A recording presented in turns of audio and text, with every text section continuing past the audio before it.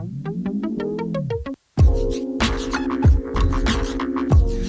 Hey guys, welcome to banking 101 tips. मेरा नाम है विक्रमादित्य और आज के इस वीडियो में हम बात करने वाले हैं इस फॉर्म की। ये जो फॉर्म है ये गवर्नमेंट ऑफ इंडिया के ईस्ट टू रिफॉर्म के इनिशिएटिव के अंतर्गत आया हुआ है और ये है फॉर्म ऑल पीएसबीज, मतलब जितने भी पब्लिक सेक्टर बैंक है उन सभी के लिए। मतलब ये एक ही फॉर्म अब जितने भी पब्लिक सेक्टर बैंक है उन सब में ये फॉर्म कस्टमर के लिए यूज़ होगा। और इसके बारे में मैंने पहले भी आपसे बात की है, बट आज ये फॉर्म बैंक में भी अवेलेबल हुआ है, हमारे बैंक में। इस वजह से देखिए यहाँ पे SBI लिखकर है, मगर आपका अगर दूसरा बैंक भी है, अगर PNB में आपका अकाउंट है या बैंक ऑफ बड़ौदा में है, मतलब जितनी भी नेशनलाइज बैंक्स में जो भी अकाउंट है उन सब में ये फॉर्म अवेलेबल है। और ये एक फॉर्म भर कर ही आपका कोई भी काम हो, मतलब बैंक में आपका जो भी काम है वो सभी के सभी काम ये एक फॉर्म भर के हो सकते हैं। तो इसी का हम शुरुआत करने वाले हैं कि ये फॉर्म कैसे भरना है और किस चीज़ के लिए, कौन सी सर्विस के लिए, कहाँ पर आपको टिक करना है, ये सब भी हम आज इस वीडियो में बात करने वाले हैं। तो सबसे पहले देखिए यहाँ पे लिखा है align for long term lineup और initiative across nation for customer excellence.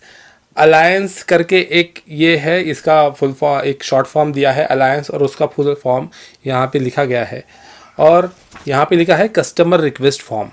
तो ये कस्टमर रिक्वेस्ट फॉर्म में सबसे पहले देखिए यहाँ पे लिखा है बैंक। बैंक बोले तो जिस बैंक में आपका अकाउंट है, अगर आपका SBI में अकाउंट है तो यहाँ पे SBI लिखना पड़ेगा, अगर आपका PNB में है तो PNB लिखिए, बैंक ऑफ बड़ौदा में है तो वो लिखिए, ठीक है। तो यहाँ पे बैंक का नाम आ जाएगा। उसके बाद उस बैंक का ब्रांच कौन सा है वहाँ पे लिखना है आपको ऊपर। उसके बाद जिस डेट को आप ये रिक्वेस्ट फॉर्म भर रहे हो वो डेट यहाँ पे आएगी। अब पहले मुझे कस्टमर पूछते थे, अपने सब्सक्राइबर पूछते थे कि सर हमें KYC करना था बैंक में, तो हमारा तो जॉइंट खाता है तो उसके लिए क्या 2 KYC फॉर्म भरने पड़ेंगे। तो पहले ऐसा होता था कि अगर जॉइंट खाता रहता था तो 2 KYC फॉर्म भरने पड़ते थे, बट अभी ये जो all in one request form है इसमें आपको 2 फॉर्म भरने की ज़रूरत नहीं। अगर आपका जॉइंट खाता है तो आप फर्स्ट अप्लीकेंट पे, जो पहले अप्लीकेंट है जिनका जॉइंट अकाउंट में पहला नाम है उनका नाम फर्स्ट अप्लीकेंट के वहाँ पे आएगा और सेकंड अप्लीकेंट के वहाँ पे जिनका सेकंड नाम है उनका आएगा, ठीक है। उसके बाद अकाउंट नंबर आपको लिखना है। अकाउंट नंबर के बाद जो मोबाइल नंबर है आपका बैंक अकाउंट में वो यहाँ पे लिखना है, या फिर आपको अगर मोबाइल नंबर चेंज करना है तो वो भी आप यहाँ पे लिख सकते हो, ठीक है। तो वहाँ पे मोबाइल नंबर लिख दिया। उसके नीचे देखिए क्या लिखा है, fields mark star are mandatory, मतलब जहाँ पे स्टार लिखा है वो मैंडेटरी है, वो आपको फिल करना ही है। अब सबसे पहला है ऐड और अपडेट पर्सनल डिटेल्स। तो यहाँ पे आप देखिए क्या लिखा है, पर्सनल डिटेल आप यहाँ पे अपडेट कर सकते हो, मतलब ये फॉर्म भर के आप अपना KYC भी कर सकते हो। और सबसे पहला पॉइंट वही है कि पॉइंट नंबर 1 अपडेट KYC। तो अगर आपको KYC करना है तो यहाँ पर अपडेट KYC को टिक करेंगे और टिक करके यहाँ पर हम लिखेंगे ID टाइप आप कौन सा देना चाहते हो।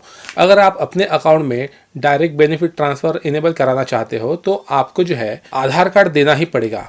और आधार कार्ड देने की सबसे अच्छी बात यही है कि अगर आप एक बार आधार दे देते हो तो उसके बाद आपको कोई डॉक्यूमेंट देने की ज़रूरत नहीं पड़ती, मतलब एड्रेस प्रूफ वगैरह के लिए।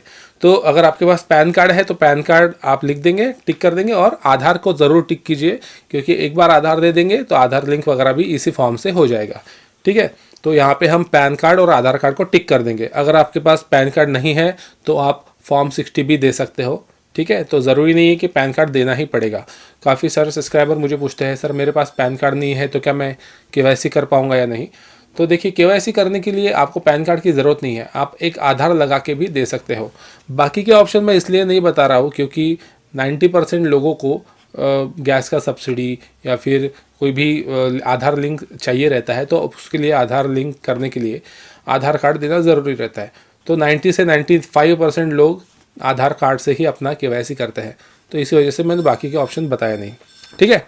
तो उसमें डॉक्यूमेंट नंबर क्या लिखेंगे, जो आधार का नंबर है वो यहाँ पे लिखेंगे आप, आधार नंबर। और यहाँ पे लिखा है attach self attested copy of document for verification with original, मतलब जो आपका आधार है उसका जेरॉक्स देना है उस पर सिग्नेचर करके, ठीक है। और साथ में आपको अपना ओरिजिनल आधार कार्ड भी रखना पड़ता है वेरिफिकेशन के लिए, ठीक है। प्लेस ऑफ इश्यू, जो भी जहाँ पे भी आपने आधार बनाया था, issue date valid till date, ये सब लिखने नहीं लिखेंगे तो भी चलेगा, ठीक है। उसके बाद एड्रेस चेंज, 2 नंबर पे दिया है एड्रेस चेंज। अगर आपको एड्रेस चेंज करना है अपने अकाउंट में तो यहाँ पे 2 नंबर को टिक करेंगे। परमानेंट एड्रेस चेंज करना है, क्या करस्पॉन्डेंस करना है या दोनों करना है, तो जो भी आपको करना है उसको टिक करेंगे।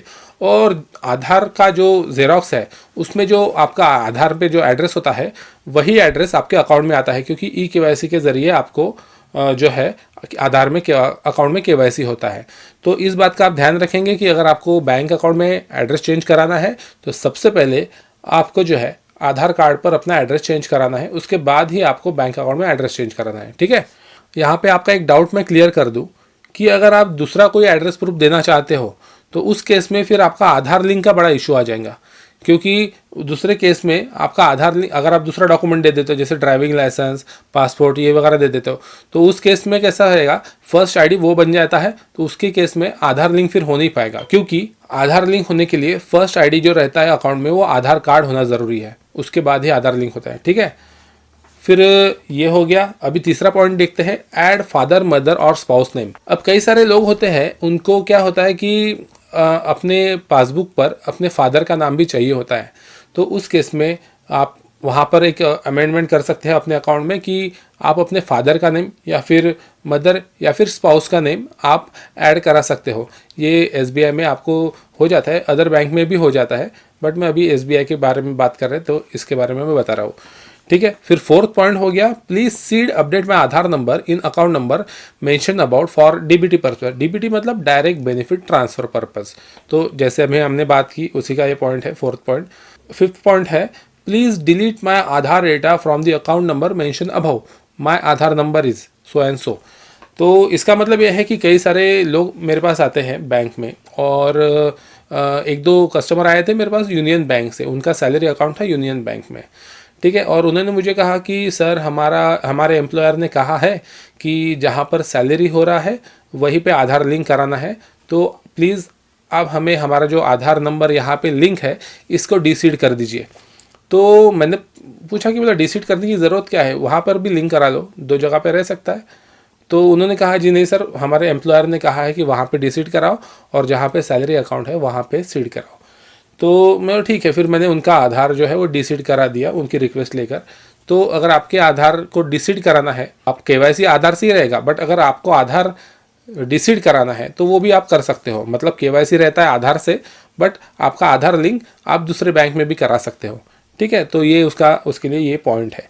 उसके बाद पैन कार्ड, अगर आपने जब केवाईसी कर लिया था उस टाइम पे आपके पास पैन कार्ड नहीं था और अभी आपको सिर्फ पैन कार्ड जोड़ना है अकाउंट में, तो इसके लिए आप ये 6 नंबर पॉइंट को टिक करके इसके सामने पैन कार्ड का नंबर लिख सकते हैं और ये बैंक में पैन कार्ड की जेरोक्स के साथ साइन करके दे सकते हैं।